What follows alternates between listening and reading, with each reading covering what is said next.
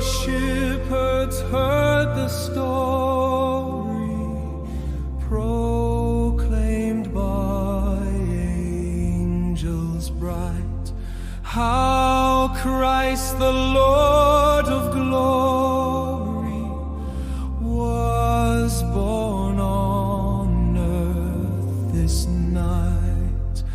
To Bethlehem they sped, and in the manger found him, as angel herald said.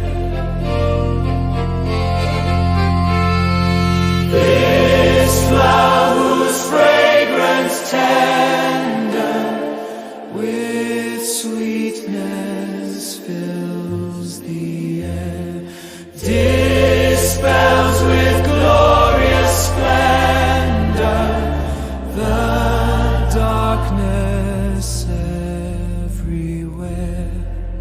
True man, yet very God, from sin and death he saves us and lightens